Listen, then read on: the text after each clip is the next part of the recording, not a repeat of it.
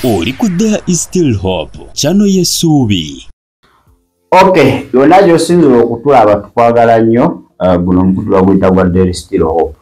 Abaluzungu osobola otusanga ku Tish TV. Kama tukwebaza olw'amakya g'olwaleero tukuwa ekitiibwa n'amatendo. Kye batwaniriza okubeerawo ku Mwoyo Mutukuvu. Atulungamya amakya g'olwaleero okuyita mu Kristo Yesu, omwana wa Katonda omulamu. Amina ddala, nange nyongera okubaanirizaako mwenna mwenna abeekuumira ku Still Hope. Mukola ky'amaanyi nnyo okubanga ate mutugoberera okuyita mu nnyala ya Mukama waffe Yesu Kristo. Kale waliwo ekiwandiiko ekitambula ku mukutu ogwa Facebook, omukutu ogwa TikTok, n'emikutu emirala nga kiva mu Victory Christian Church mu Ndeeba ew'omukulu presiding apostle Joseph Serwadda nga annyonnyola ekkanisa yonna. Kino si kyaba mu Ndeeba bokka, kya kanisa yonna, kikwatako kanisa okwolesebwa Mukama kwe yamuwadde, nti okwolesebwa kwa Haggai kuno okwolesebwa kwa Musu eri ekkanisa n'eggwanga. Olaba okwolesebwa kuli okunene kuno kunene tokuzanyisa. Kakati yatuyite mu kiwandiiko na mutayiika kye yatadde ku mikutu egy'ekkanisa era n'asaba batambuze obubaka obwo. Naffe The Still Hope tuzze tukuwa obubaka obwavudde bw'eri Mukama Katonda yaleese. Kale people of God, nti abantu ba Katonda, here is your call to 21 days of prayer and fasting. Banaye tubayita mu nnaku 21 ez'okusaba n'okusiiba, And repentance kwenenya and commitment to God. n'okwewayo eri Mukama. The fast begins on 1st December Era okusiba kutandika nga lumu omwezi ogw'ekumi and n'ebiri runs until 21st December 2025 paaka nga 21 Desemba ono omwaka 2025, with the prayer sessions mu kwegayirira okwo Monday to Friday okuva ku bbalaza paka olwokutaano starting at 5 p.m. kutandika ssaawa 11 at Victory Christian Center Ndeeba. awo ku Victory Christian Center mu Ndeeba wennyini awo. Ayongera n'agamba a call to 21 days fasting, prayer and repentance. Kuno kwe kuyitibwa okw'ennaku 21 ez'okusaba n'okwenenya. We need to ward off a spiritual tsunami, awo nno kati ffe abaana ya school fees tukomyawo poison for the church and the nation. Tulina okuggyawo omuyaga mpulira ogw'omwoyo. ego bayita spiritual tsunami. Tsunami guba muyaga gw'amaanyi. Tsunami nga yakyalidde eggwanga waliwo ekisigala. Nyo kukimanyi nze mbadde manyi mulaga ndi nja kuba tsunami. Mbadde manyi ebangolo. Ejjuga bo yali 2 gumu oba 2 Besigye yagamba agenda leeta tsunami. Yali aleeta muyaga. Yali agamba Kiggundu yali akola akakiko ebyokolona. Okakwatemu. Akakwatemu tsunami wamalawo eggwanga. Naye tsunami yali wabigamba. Kakati waliwo obwetaavu mpulira okugyawo omuyaga ogw'ensi eyo mu nsi ey'omwoyo ogw'amaanyi, ng'omuyaga ogwo mpulira bulungi nnyo gugendereddwa. Poison kyekyo mu Luganda. poison obanga Omuyaga gujjudde obutwa eri ekkanisa n'eggwanga. Ate oba guvaawa gutandikirawa ani aguleese tetukola ki tubitegeera naffe tetubitegeera. essebo Wuliriza genda mu maaso. gendera ddala. It has been revealed to me mbu kimubikkuliddwa omusumba that the nation is about to experience an onslaught.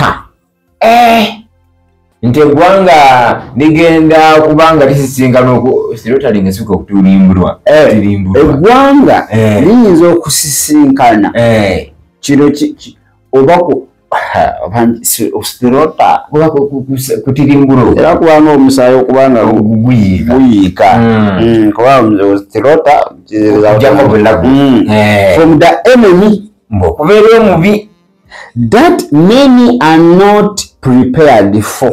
abangi tetweteeseteese bambi. An attack obulumbaganyi buno that will leave many dead bugenda kuleka bangi nga bafu and badly bruised.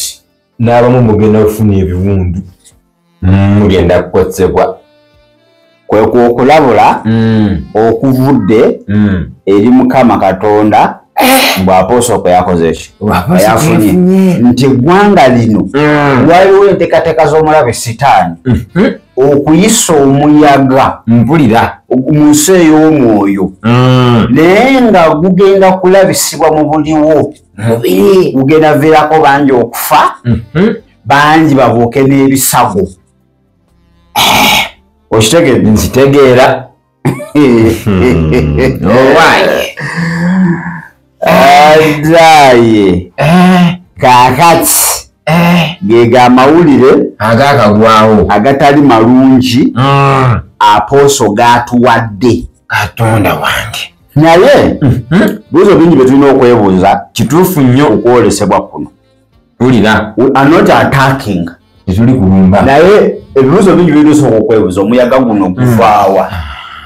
muyaga guno kuba kyemmanyi edda kankuzeeko edda kankukuze leero kati edda njagala Baana butatya bantu bakulu ng'okuzenza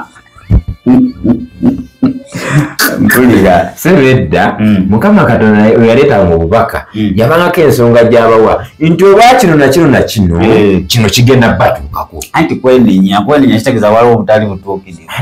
buvudde ku ki? temubulaba waliwo Sitaani baagala okukozesa okuyiwa omusaayi mu ggwanga lino. obutali butuukirivu obwo simanyi naye oba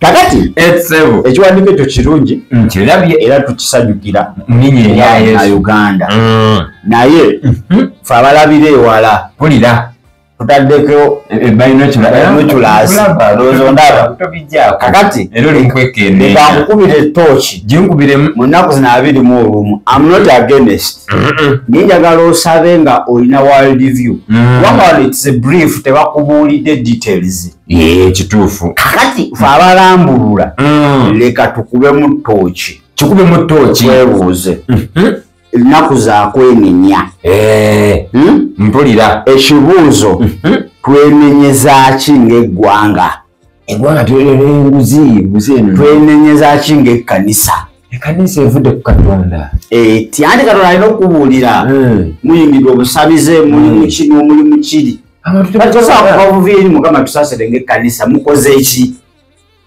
anti munnange era otulaba tuzze leero lwagwa kino kanisa lyashifu litaddemu buteere kino kiri mu campaign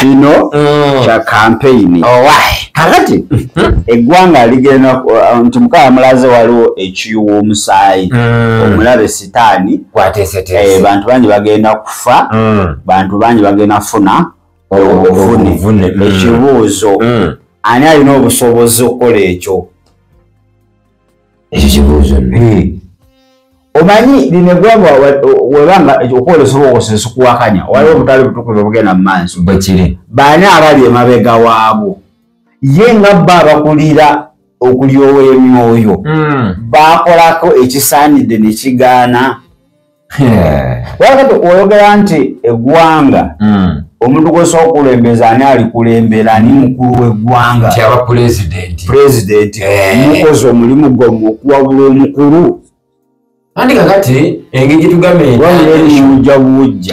entire nation kitegeeza naye awulidde yalina n'obbalabula ebigenda mu maaso ebyama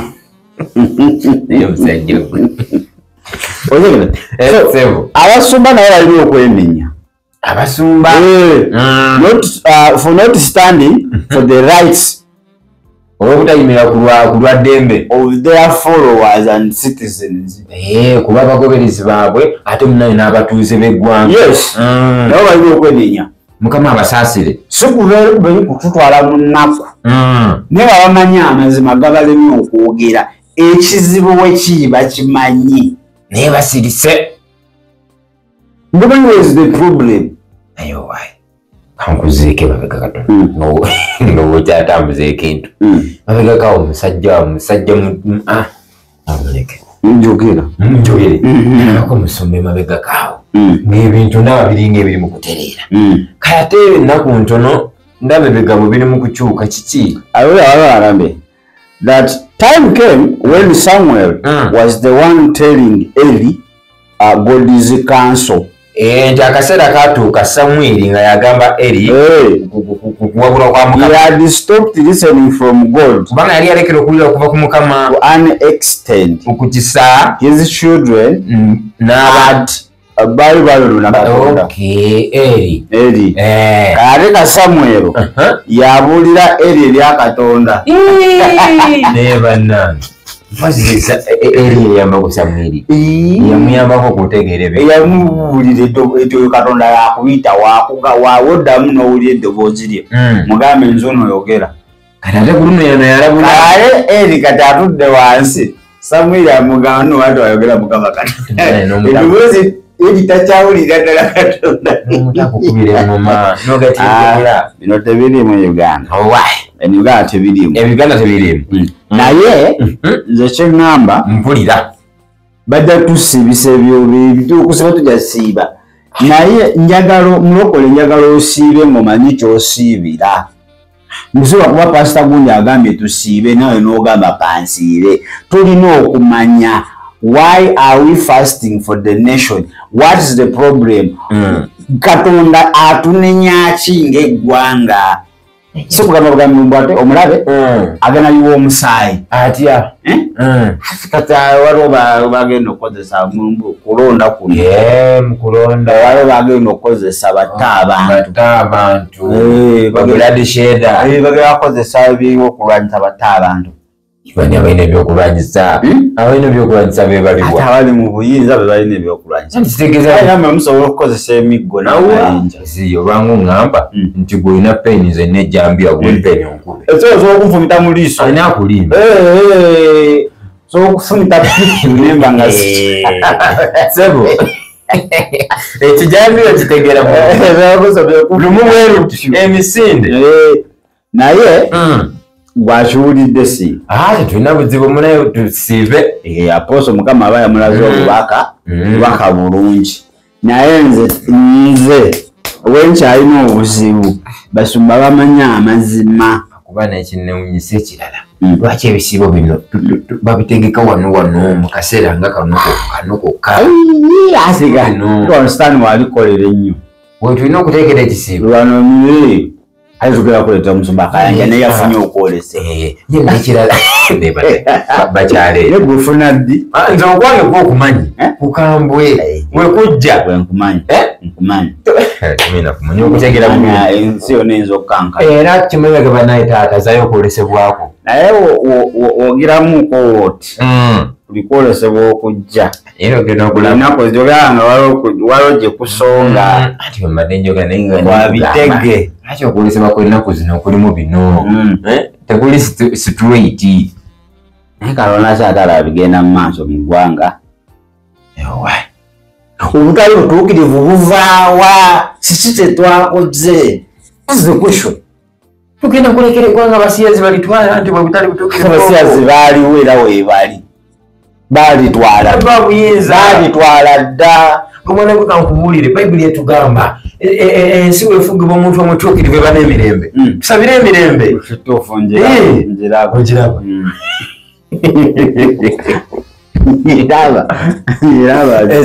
jo egiri mingi wegiri naye lero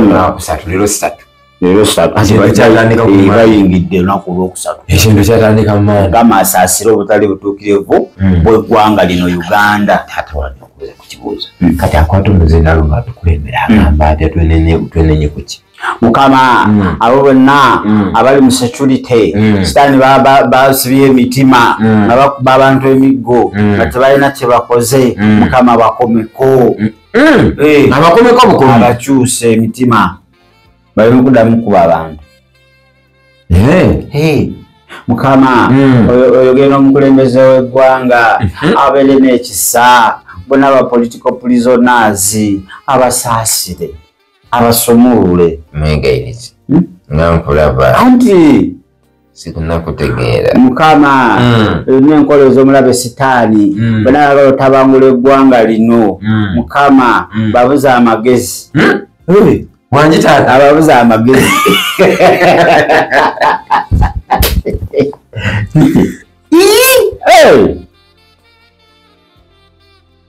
omaze mwana omwegayiriza Bayibuli yatugamba balijja mu kkubo limu baliddirayo mu makubo 7. mpulira era Mukama tusaba okulonda nga kutuuse otuwe peaceful elections era tulina okukkiriza Mukama akalulu kano tugenda kayitamu nga tewali buzibu bwonna. Era byabakama Simon Saba yali omulamuzi w'eggwanga lino agenda kalangirira mu bwesigwa at the faithful God. Kama okome kakiiko k'ebyokulonda kaleme kubeera mu ndali erya Yesu Kristo. Bamalayika tusaba wabawo empapula eziri forged ze bagenda olangira muzibbewo. Yambala amanyi n'obuyinza wenjagala abo akatugenda mu nsi ey'omwoyo gitugezeemu menyaamenya buli mizimu gyonna tubadde muyamubiri gye baazuukusa egyagala okunywa omusaayi egy'emizimu egyambala abantu ne balumba security nga tebatya ne bakuba abapoliisi ne babasoomooza. Emizimu tugikutula mu linnya erya Yesu Kristo. Mukama abo bonna abalimbalimba abavubuka baffe nga baagala bassa ne babalimbalimba. Mukama tusaba abavubuka baffe oyogere nabo baleme kulimbalimba bannabyabufuzi basigale ewaka. Yamala okulonda dde ewaka awulirize leediyo kikyegemu olangirira mu linnya erya Yesu Kristo. Maya Katonda omulamu eggwanga tolibika mu musaayi gwo. Mukama n'omukule n'abakulembeze baffe tubanyika mu ndagaano y'omusaayi gwo. Mukama tuwe omufuzaana akutya atuwadde eddembe tusinze eddembe lye tulina Mukama lireme kuvaawo mu linnya erya Yesu. Tutula amaanyi g'eruminati amaanyi g'ebisiyaga abagala okulumba tokkiriza ggwanga lino kutwalibwa basiyazi wadde sente badde basindika nezo tetuzimanyi. Mu linnya erya Yesu Kristo kubandika omulembe ogujja tugamba ndikola ekigambo ekijja Uganda empejja ekiki anti alikola ekigambo ekijja ne Uganda empya Uganda oludde empya.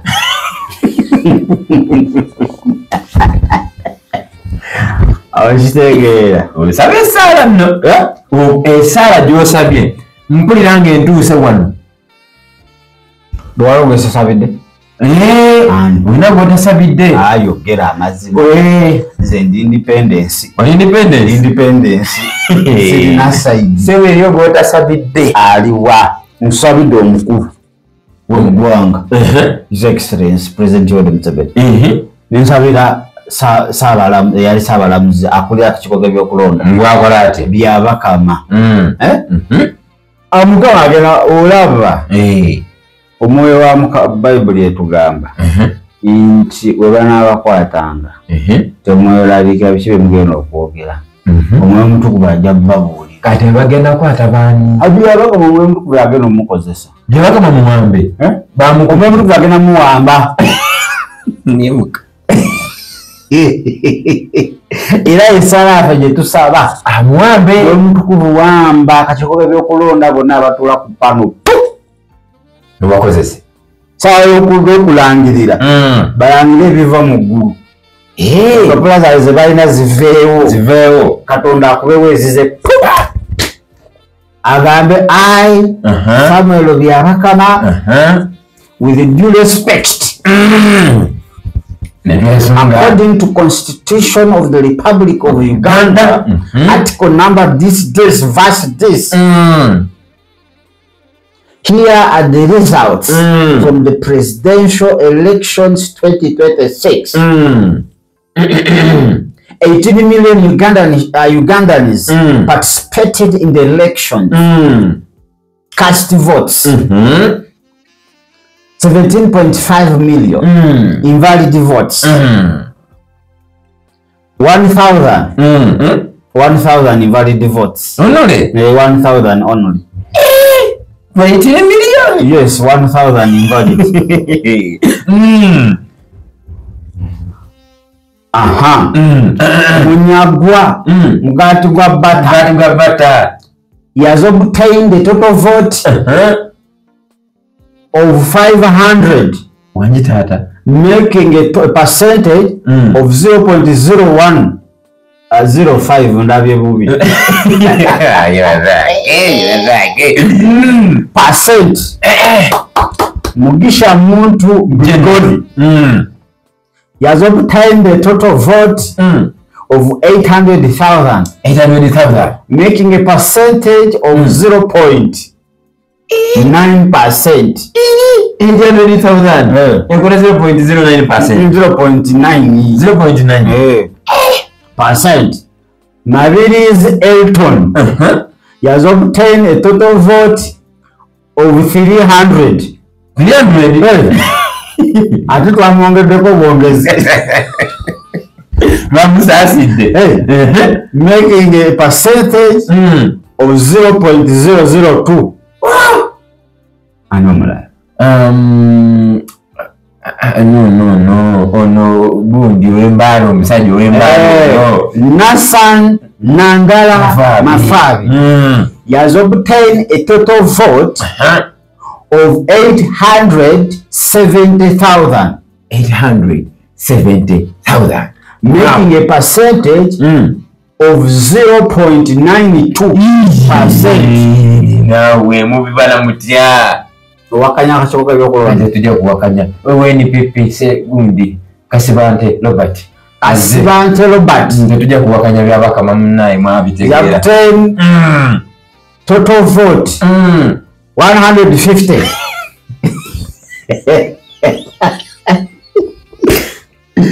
Making a percentage which we cannot even waste our time. Minister byabaka matoko lineko. Chokamba Kasibante ekyalo kye kyokate kyamulonze. Naye teronze. Yera bamukwate bwa Samsada wato tugawa wayi. Kale waffe. His Excellency President Yoweri Kaguta Museveni he has obtained the total vote of 12 million. 12 million. Making a percentage of 75% of the total vote cast. Robert Kyagulanyi Ssentamu obtained a total vote of 6 million. 0.9. Nenga kati mukuru byabaka makwata. Watugambye obululu bwa kuwuda buli milioni 18. Nwatugamba nti Nandala Mafabi afunyeeko emitwalo 79. Ku milioni 18. Nwatugamba waliwo afunyeeko obulala bukyajja waliwo obuyingirawo. Ate kakati 18. Waliwo bukyajja naye era tobina biki busobola kyusa. Ati kituufu. 18. Era tebima kati bitula kati buyimidde milioni 19 abakalonda. Era milioni emu terina kyekyusa oyo alina 12 ono alina 6. Making a percentage of 32.5 of the total vote cast. So, by the authority given to me, I therefore declare Robert Kyagulanyi Ssentamu President Yoweri Kaguta Museveni, who has managed to obtain the highest percentage of votes of 75% with the votes of the total votes cast. 13 million. Therefore, I declare the duly elected president of the Republic of Uganda 2026-2031 His Excellency President Yoweri Kaguta Museveni. Banaye munsonyiwe zidani simanyo byakyuseemu naye mu kusooka Kyagulanyi abadde ne 80% naye kompyuta zagenze zifaamu awo bagenze zikanika okuddako n'ogeza okakwatamu teri akakutte mu kompyuta niba no mchai no mchai yakola virus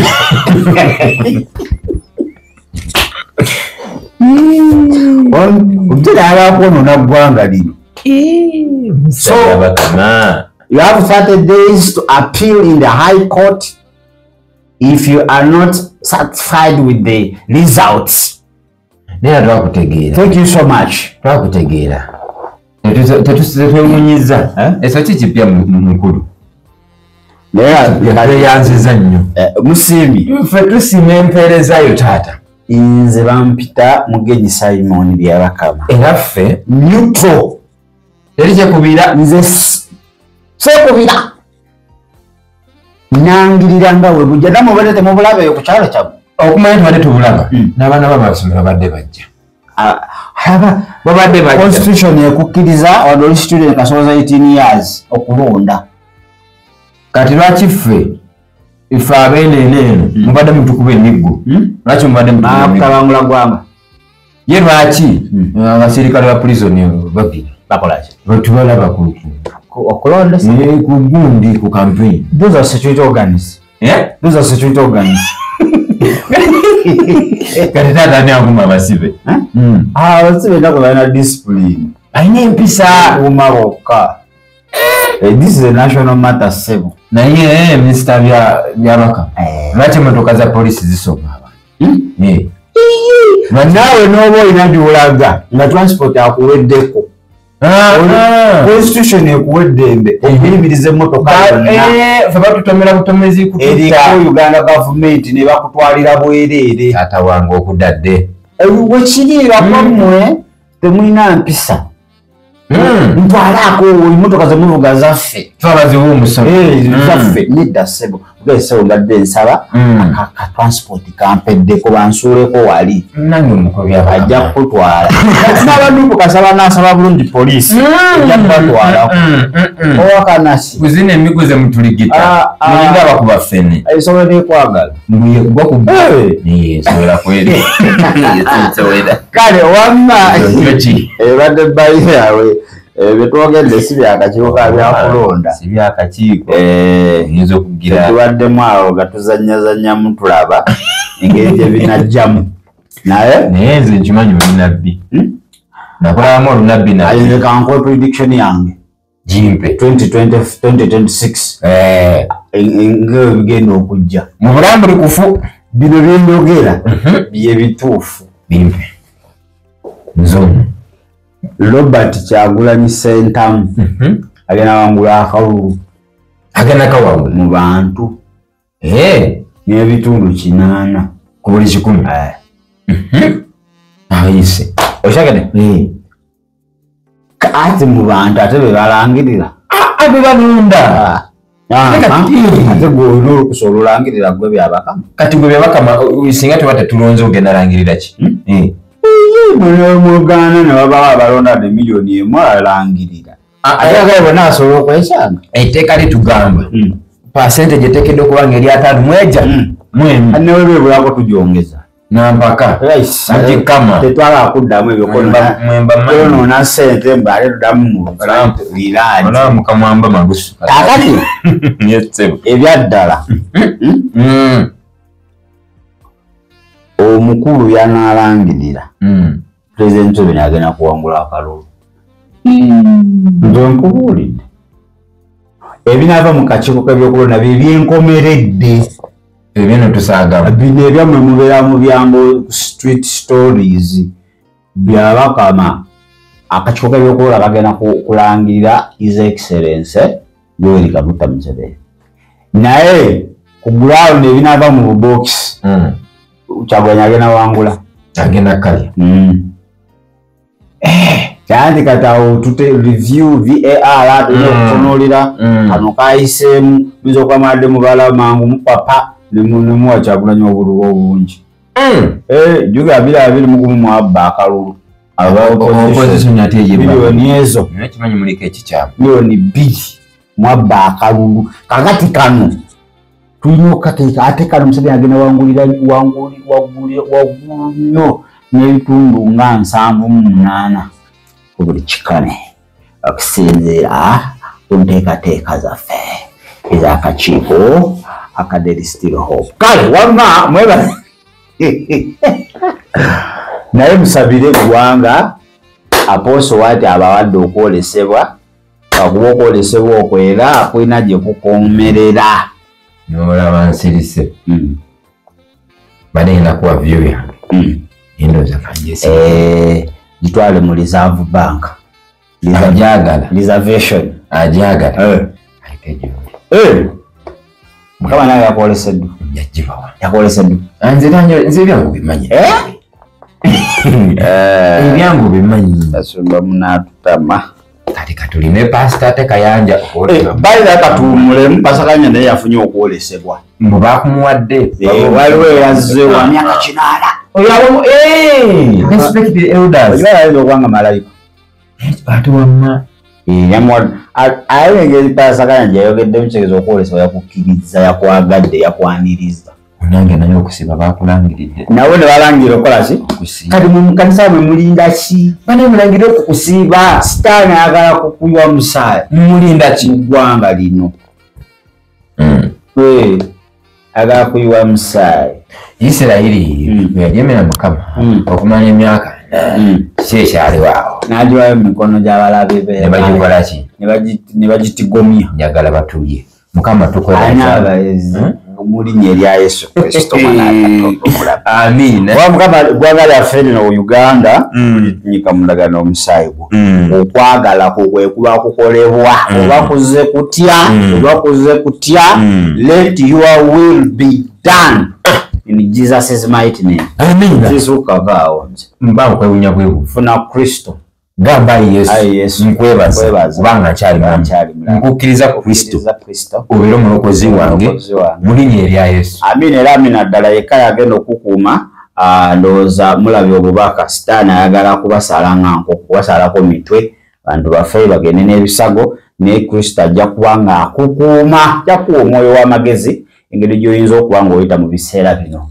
ebyokulonda gwe ne famire yo mukyali balamu kubanga famire ekyekwetaaga n'eggwanga lyennyini likyakwetaaga katwetoolemu katono twate tukwateko kulyawa ku Miracle Cathedral Church Lubaga tulaba ate okwolesebwa kati okwolesebwa kuyitiridde anti tubulanshinga omusajja otanawe okufuna kukwolesebwa omanyi kati bintu byakugira byakwesooka bali babiri ow'ekikoni n'owekavuli teri kuwolesebwa gudi yatuwa view yawe yayogera ku byokulonda yayogera ku byakulonda byamulonde n'amagezi eddembe lye tulina okusinza ne security tulemedita ataaganya talina amagezi yali ategedde owekikoni naawe omumanyi kuva oweka kikoni ndowooza kikoni ye kuva dde omumanyi saidi ye n'enjiri yagivaako kati akuuta kadingidi ka byabufuzi kakade otobuuza nakubuuza kuba ennaku zino ali so silent yasirika ensonga z'ebisiyaga kasita Ali Jazeera ne BBC bafulumya omudidi ogutonye mu ggwanga muno gw'ebisiyaga bangi basirikira ddala kale katwetoolemu katono tugende ku Miracle Center Cathedral. Webale kulaba There is Still Hope. Okumanya ebisingawo tukubire ku 0752 34 14 47 oba ku 0761 08 83 15. Osobola n'otufuna ku email eyatishitv74@gmail.com. Eno ye There is Still Hope, channel y'essuubi.